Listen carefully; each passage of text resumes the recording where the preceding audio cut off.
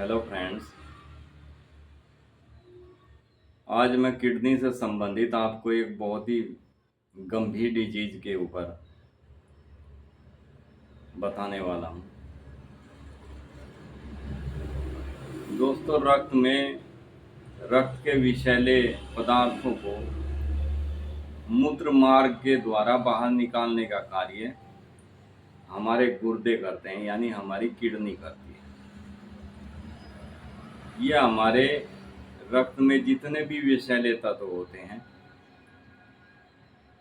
ये उनको बाहर निकाल देती है और हमारे रक्त का शोधन करने का कार्य करती है। यह किडनी एक आम की गुठली की आकार की होती है। पीठ में जहाँ दोनों पसलियाँ, हमारी जो पसली होती है पीठ की, उनके नीचे पीठ में दोनों साइड में ये हमारी किडनियाँ होती है। इन किडनी के दोनों ओर से एक एक नली निकलती है।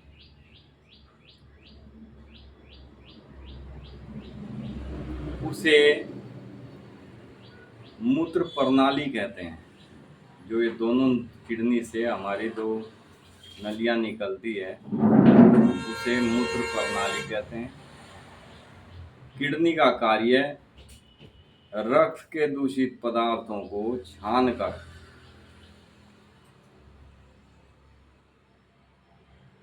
तैयार कर लेती है। तब यह मूत्र प्रणाली के रास्ते से मूत्राशय यानी ब्लैडर में मूत्र चला जाता है। छना हुआ मूत्र यानी जो विषैले तत्व होते हैं, वो मूत्र के द्वारा मूत्र प्रणाली के रास्ते मूत्राशय में चले जाते हैं और वहां से ये मूत्र मार्ग के द्वारा बाहर निकल जाते हैं।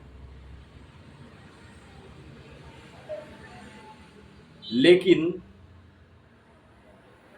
यदि किसी कारण से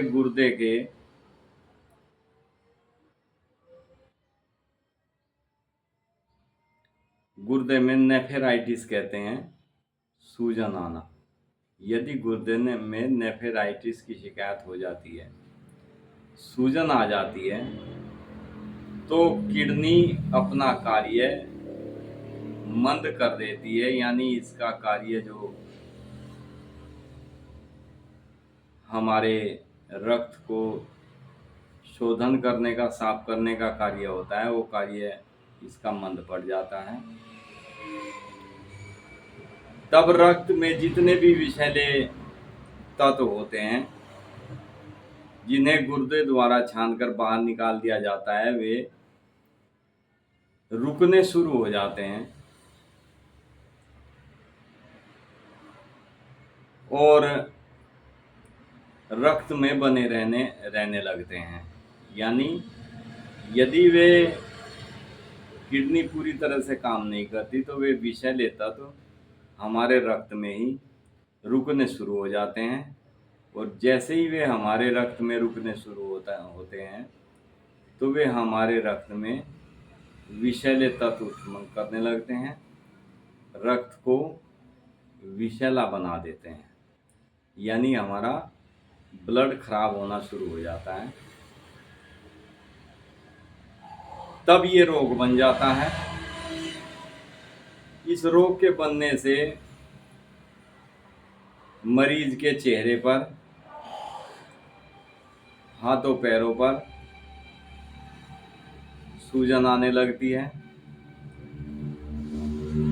जब हम उसको सूजन को के हिस्से को दबा कर देखते हैं, तो वहाँ गड्ढे जैसे पड़ने शुरू हो जाते हैं। इस सूजन के कारण किडनी के वर्क काम कम करने से, यानी किडनी जब अपना वर्क कम कर देती है, अपना काम कम कर देती है, तब शरीर में ये विषैले तत्व उत्पन्न होने की वजह से ये विषैले तत्व खून को डैमेज करना शुरू कर देते हैं। हमारे शरीर में खून की कमी होने लगती है। मूत्र का रंग भी बहुत गाढ़ा हो जाता है। पेशाब में स्पेसिफिक ग्रेविटी जो होती है वो बहुत ज़्यादा बढ़ जाती है। पेशाब में खून आने लगता है, एल्ब्यूमिनम आने लगता है, प्रोटीन आने लगता है, ऑक्जीलेट आने लगता है। ये वीक्षण यंत्र से देखने पर गुर्दे के जो टिश्यू होते हैं, डिजाइड के अंश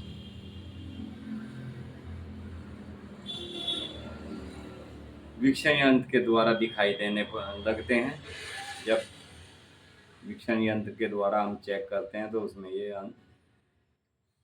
गुर्दे के टिश्यूज दिखाई देने लगते हैं।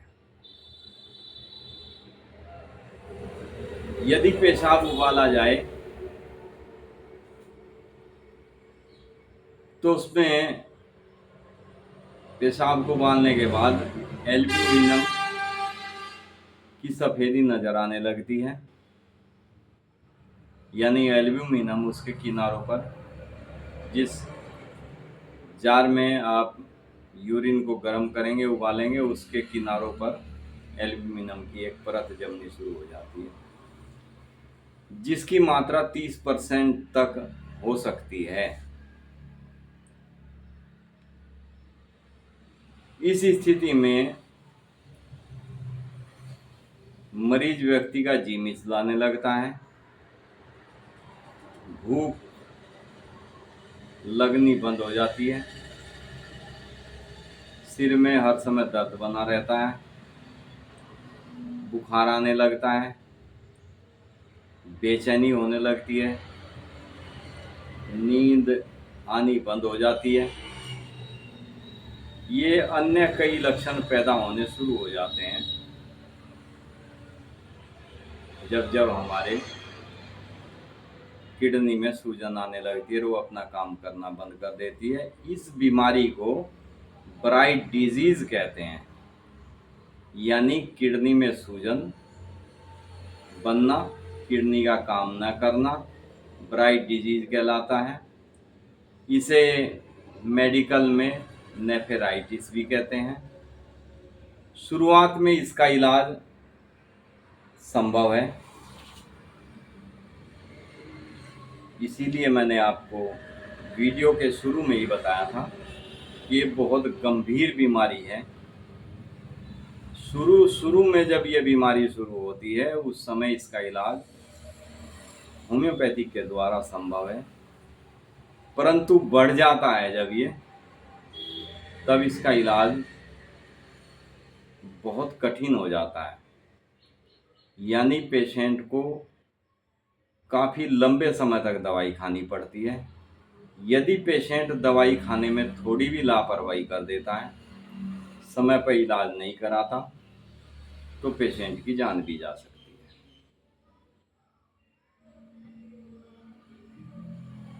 अतः इसका समय पर इलाज होना बहुत ही ज़्यादा ज़रूरी है। इसमें होम्योपैथी की कुछ विशेष मेडिसिन है।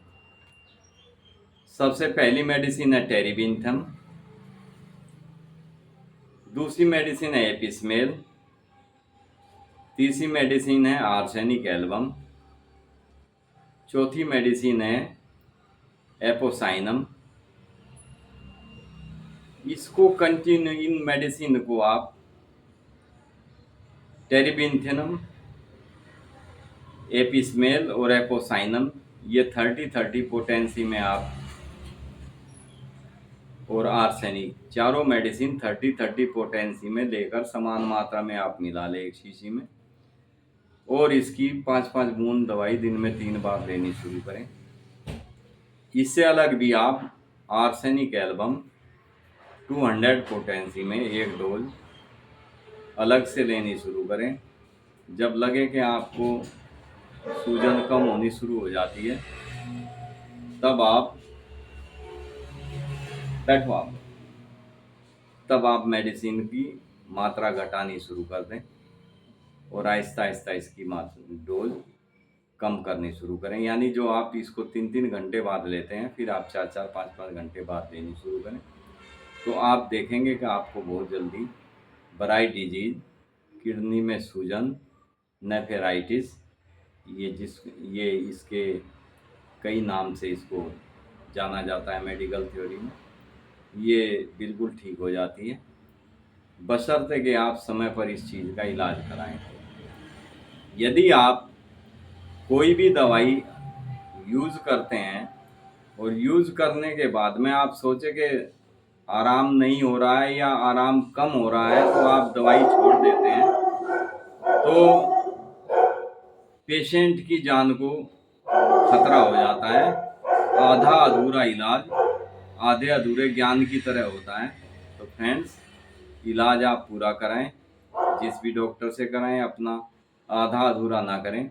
आराम महसूस हो रहा है तो कल ज़्यादा भी आराम होगा, लेकिन दवाई बीच में इसमें नहीं छोड़नी चाहिए।